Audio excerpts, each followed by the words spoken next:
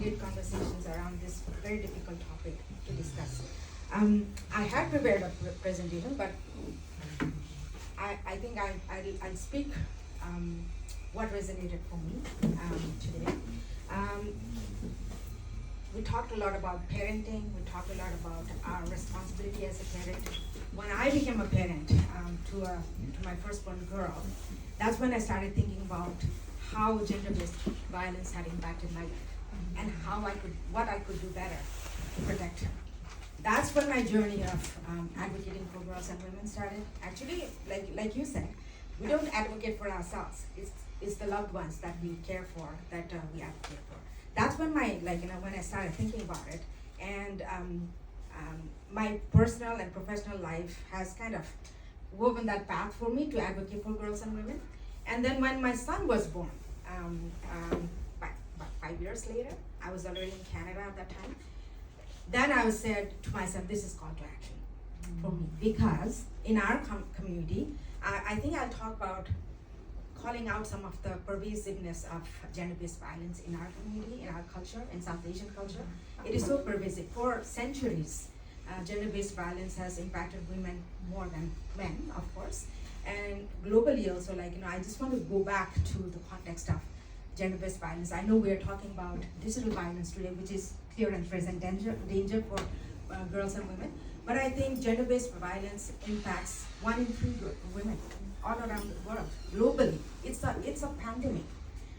I know in BC, in January earlier this year, BC actually called out gender-based violence as an epidemic here in BC. But I think it's a pandemic. And I think when we went through the COVID pandemic, there was this hidden pandemic that was happening. The gender-based violence, as you probably are aware, it soared. It came to the forefront. And I think these kind of there's no quick and dirty solution. There's no quick fix. There's no switch on and off to these kind of issues, right? It's so pervasive in our communities and in our homes that it takes generations to change this societal behaviors, societal norms.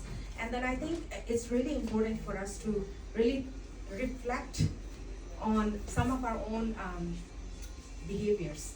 I know, Gary, you talked about how we don't want to disappoint our parents. That's the values that we were raised with. And to me, as a parent, I'm thinking about how do I not disappoint my children? That's the dilemma I sit with, right? That's a fine balance I do, because my children need me too. And how do I show up for my children differently? I know we talked a lot about our youth and our children. We are so conditioned to protect our children. And I'm very motivated and inspired by the 3 girls who expressed their opinions. And I was just thinking about, wow, we've done so much to raise our girls differently in the last 2 decades. Particularly in our South Asian culture, we conditioned them, we provided them an environment of safety to be who they are, right, for our girls. And we tell them, you can be whoever you want, whatever you want, do whatever you want. And then what do we do with our boys? Do we raise them the same way? Right, so what I see now, another clear and present danger is boys not knowing how to handle this independent, opinionated girls in their lives.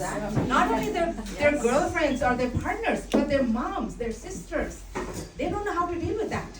I see that in my own house, right?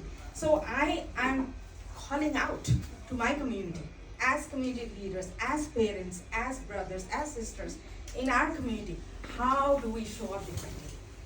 There are silent crusaders amongst us who kind of show up differently just by showing up in the color of purple is the color of gender, you're standing up against gender violence, gender-based violence, right? So I show up differently. It's like you don't even have to say anything sometimes. You just present to yourself. You show up differently, right? And how do we do that? I appreciate you showing up in that purple color, and I really appreciate Nepal Cultural Society of BC actually stepping up and taking on this dialogue, because it's really timely for our community. And I know we talked a lot about the Nepali Canadian Women's Society of BC. We've been in existence for the last 16 years, informally, but for the last in 2017, we actually registered our organization. That impetus was because of my own personal dilemma about how I'm going to show up differently for my kids and for the kids in our community and for the women in our community. Because as new immigrants to BC, we face different challenges, lots of mental health issues, lots of self-esteem issues, and not being treated as equal to our partners, not being treated as contributors to finances, to raising family, holding a family together in a new country. So a lot of women were going through a lot of anxiety, and they didn't know how to kind of hold themselves together, let alone hold a family together. But I give kudos to all these women that they've done such a fabulous job raising their kids. Look at the girls now. And I want to see boys talk about showing up for their sisters, showing up for their mothers, showing up for all women in their lives, right? It's not just about, I think in our culture we talk about protecting the girls. We don't need protection. We need your support. We need you to show up differently for us, right? So this is a call to action. And I was like, I had goosebumps when the girls were talking. And this is call to action for our community to show up differently for the girls. And how do we show up differently for each other? How do we hold each other accountable? Like there were instances of gender-based violence for our community women. There are 8 women who filed a complaint about sex-based violence by a landlord. That we had a conversation around it. Like that was the first in our community where we actually talked about gender-based violence. But before that, we would just talk amongst the women. But that is not a solution unless men show up differently. Unless men show up as allies and show their and I think recognize and acknowledge their role in this. Nothing is going to change. And change takes time. It's not going to happen. We have this forum today and tomorrow behaviors change. That's not going to happen, right? So it takes time. And I appreciate all the resources that have been developed and that are available for both boys and girls in BC and in Canada. We, like as immigrants, we came to this beautiful land with opportunities to have a different life for our kids, right? So how do we do that differently then? I think in our community is fairly young.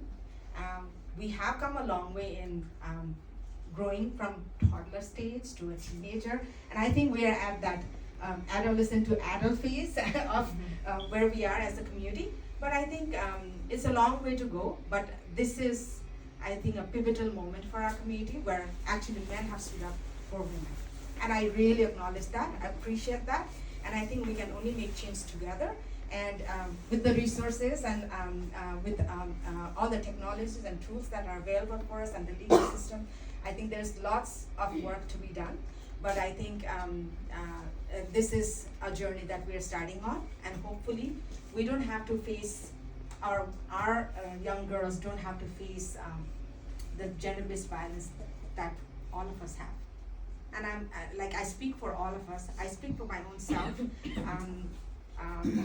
I'm not like, I also have my own lived experience, and I can speak for all the women in this room. At some point in their life, they have experienced gender-based violence as Nepali women, but it's not the end of it.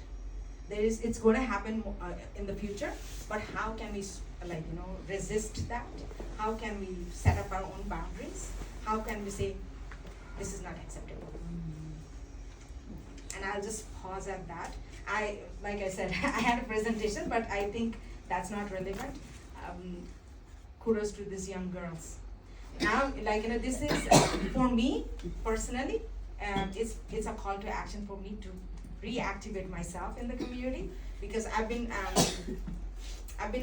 a strong advocate for women and girls in our community, but I've kind of taken a hiatus in a bit.